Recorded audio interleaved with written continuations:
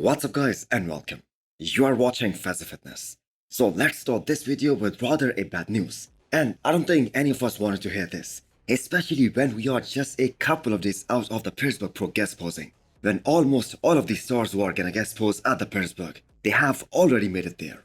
So the former 2 times Mr. Olympia and the most famous bodybuilder that ever came out of the Middle East, Big Ramy makes the announcement that he won't be able to make it to the US because of the delay in the visa process. So he apologized to the fans as well as the event promoters. So Big Ramy is a grown man and he knows that missing that Pittsburgh Pro guest posing, that comes at a cost. Majority of his fans to this day still believe that Big Ramy not getting the higher placing at 2 of his previous contests, the Olympia 2022 and the Arnold 2023, that was because he did not show up at the Pittsburgh Pro guest posing in 2022 when he in fact made the commitment. Even a legend like Phil Heath, he questioned his placings, especially at the Arnold Classic 2023. So there is definitely something going on behind the scenes that we do not know about. So when you are making this announcement, especially this close to the event, the people on the social media are obviously going to talk about it, and there is obviously going to be a difference of opinion. Just take a look at the comment section of all the Instagram pages who reposted this news.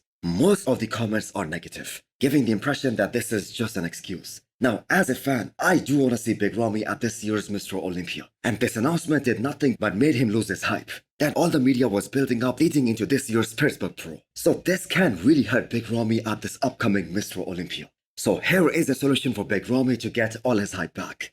Now, we all know Ramy won't be at the Pittsburgh Pro, but he's a guy who has over 5 million Instagram followers. And we would love to see a recent physique update, how he is looking right now in the off-season. And I'm sure if he does that will probably break the internet in the bodybuilding community.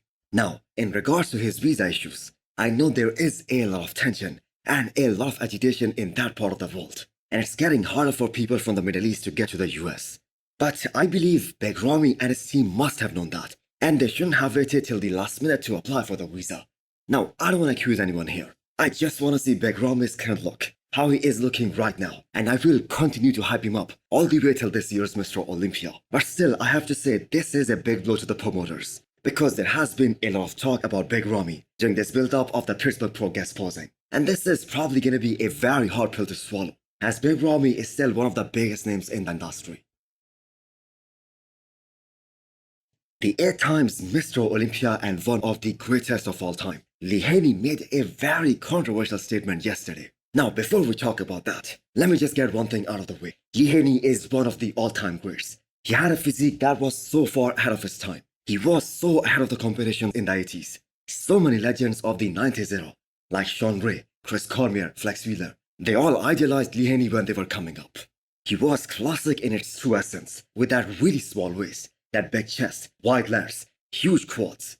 Definitely one of the best to ever grace the stage. Now, all that being said, the statement that he made, that 90% of the current bodybuilders, they have wide waist, overdeveloped quads, weird shoulders. I think that is gonna piss off a lot of the current pros. Now, if anything, we have more classic looking guys in the men's open bodybuilding right now than we ever had in the last decade or so. Andrew Jacked, Quentin Beastwood, Samson Dowdle, Derek Lunsford, Rafael Brandao, Tonio Burton. I mean, that is a long list of bodybuilders that have incredible X-frames and insane V-tapers. They have very static shapes, amazing flowing physiques top to bottom. So we do not know who are those 90% of the bodybuilders that Lee Haney is referring to here. I really admire Lee Haney, but I kinda disagree with him here. I mean, we have had mass monsters in every era of the sport. It's not just this current era. We had mass monsters back in the 90s as well. But if we look at it closely, bodybuilding has been going in the right direction for quite some years now actually. Samson Dauda being rewarded over Nick Walker at the Arnold Classic 2023. That is the perfect example, when Nick Walker clearly was in a better conditioning, but Samson's shape was so superior that it carried him to the top. Now, if it was me, I would question that judging actually, because the judging criteria changes so much from one division to the other. In fact, it changes from one placing to the next.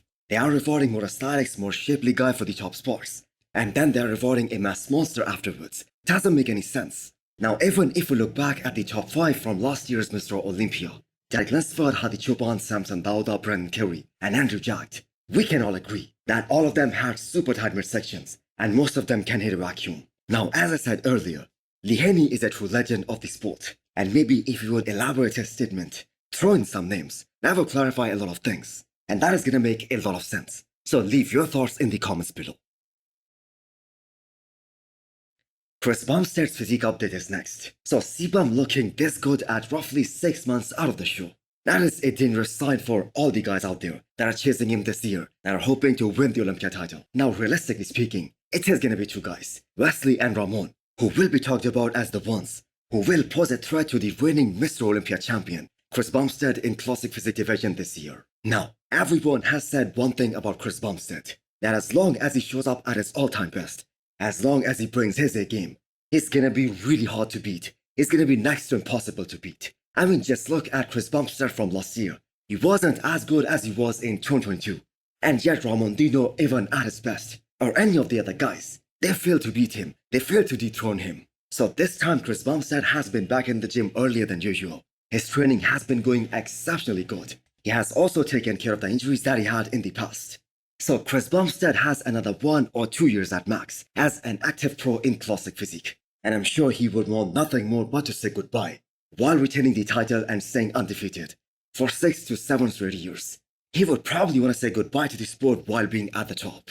So C-Bum is going to be in the Pittsburgh this weekend. And although he is just there to talk, just for the seminar, but you never know. If he is in a good enough guest posing condition, we might see him along with Urs on the stage, and possibly Ramon Dino as well. Sazan Heirati's comeback is finally happening. Add him to the long list of the competitors that are going to be competing at the Pro Classic Spain in less than 6 weeks time now. I told you guys the Pro Classic Spain is going to be one of the biggest shows of the year. And that is how it is turning out to be. We have Behrouz Tabani, William Bonac, Michael Crizo, Andrea Presti, Sazan Heirati, and we might see some other names as well. So Saz hasn't competed against any of these guys ever before. In fact, it has been a really long time since the last time he was on the stage. Now, if I'm not mistaken, he did not compete after 2018. So that is a 6 years gap right there. And back in 2018, he was actually placing high in all of the shows that he did, like California Pro, where he was able to beat a guy like Rafael Brandao and also Lionel Bayeki. The only guy who beat him at that show was Nathan Diaja, and Nathan placed top 8 at the Olympia that year. So this time away from the stage is certainly gonna show, especially with the size aspect, and especially in comparison to some of the top pros of today. So Sazar might not be able to match that here at Pro Classic Spain, but his conditioning is gonna be very impressive. It has always been this way, and Chris Cito knows his body really well. So it is a tough lineup, especially to make a comeback, that too after 6 years gap. But we will see how it goes, and I am really excited to see him back on the stage. So hit the thumbs up button if you liked the video, and smash the subscribe button if you wanna come back for more. Thanks for watching.